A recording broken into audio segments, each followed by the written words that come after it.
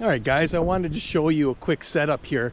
I'm in this opening, you can see here, and the opening is elevated, and down each side it drops down into a swamp.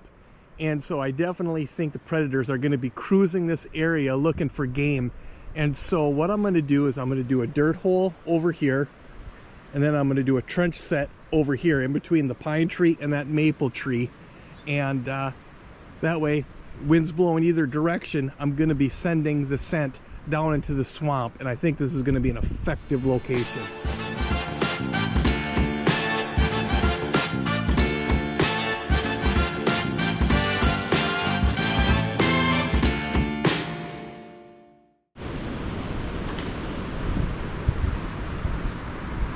All right, I'm going to put my trench right here. It kind of naturally makes a dip right in here anyways. I think it's going to be very natural for a coyote to be coming through here and feel the difference with the ground. So I think this is going to be a good spot.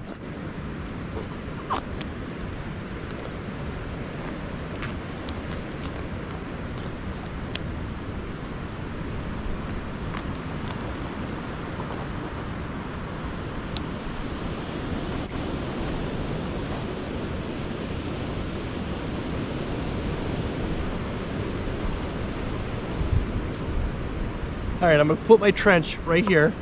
So I'm gonna dig about a 15-inch trench, about 3 inches deep.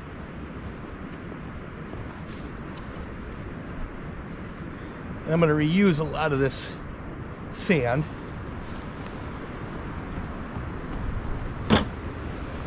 There we go. All right, so there's my trench.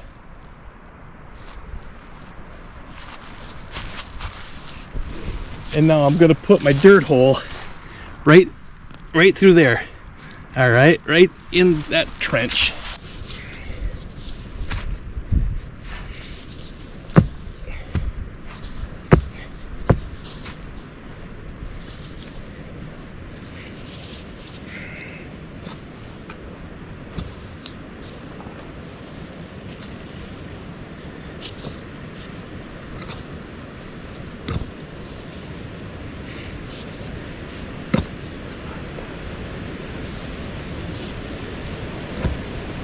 I like to get my hole down there about a foot.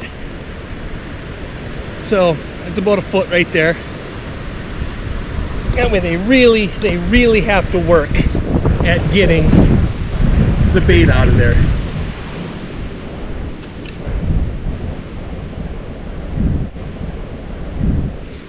The nice thing about these trench sets is that you've already got a natural backing. So anything coming in this way can't get to it. They've got to come this way to get to the goodies.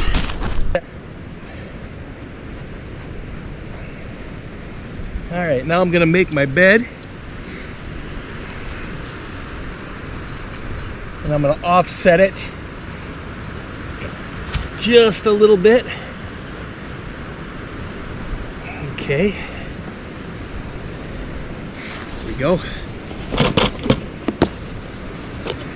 Next step is my waxed dirt.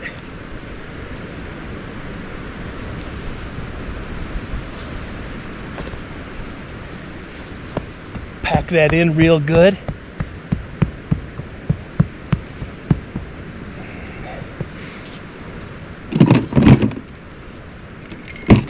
All right. Then I'm going to anchor my trap.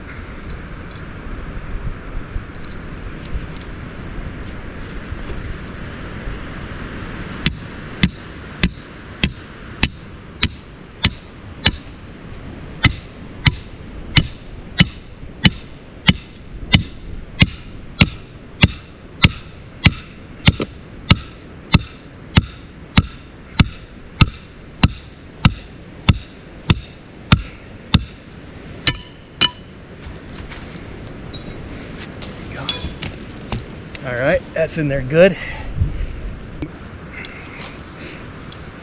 I'm using a number 3 bridger.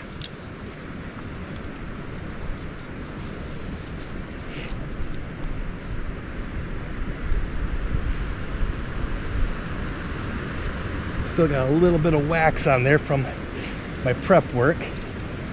All right, but there we go. We got that set nice.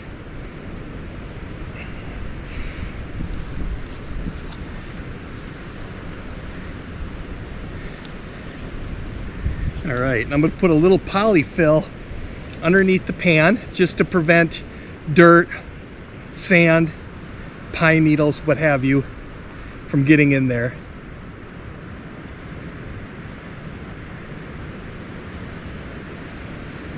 There we go.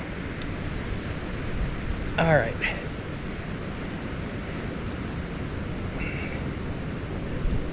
There we go. Now I'm going to bed this really good. This is probably the most important step, is to get that bedded really good so that there's zero play.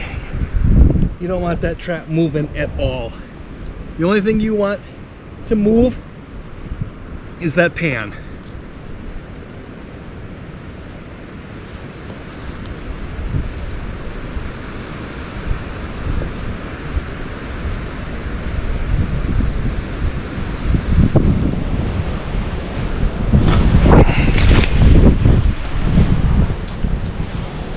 All right, so there's my hole. There's my pan. It's about 9 inches back and is just offset just a little bit.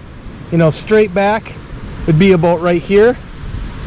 So it's probably 2 inches. The center of the pan is about 2 inches offset in that trench. Then I just take a little piece of wax paper and then I cover the pan just to help eliminate anything from getting underneath there. All right, and now this is where put a little more wax dirt on top just to give it a nice layer. All right, so there we go. You can kind of see starting to blend in nice. All right, now I take my dirt here that I dug up from my trench and I sift it over.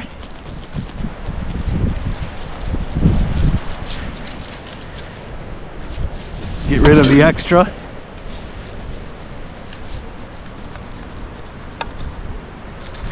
All right. Now I like to find my pan and kind of clean that out a little bit, because you want that pan to be a low point, right? You don't want it to come up like this, right? You want that to be flat or even concaved a little bit. So I find my pan,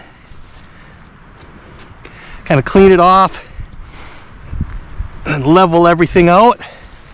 You see, I got to put a little bit right here, like that. Boom, looking good. And now just a light covering over the top of that.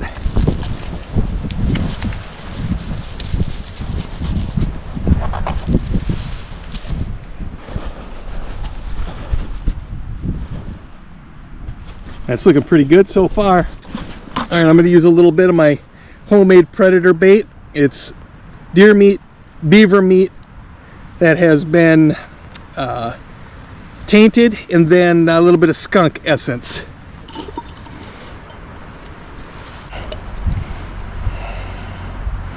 All right, a little bit of that down the hole.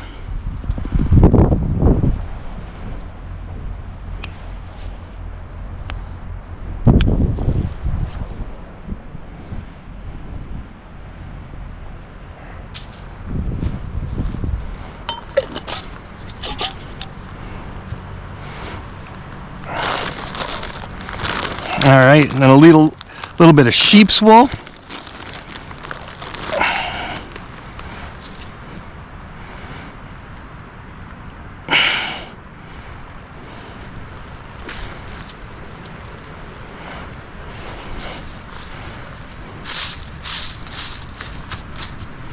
All right, little sheep's wool down the hole.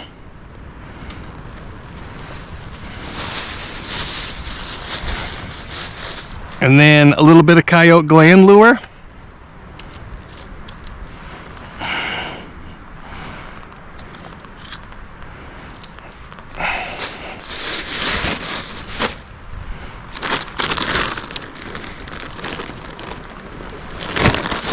All right, now we're just going to blend everything in and make it look natural.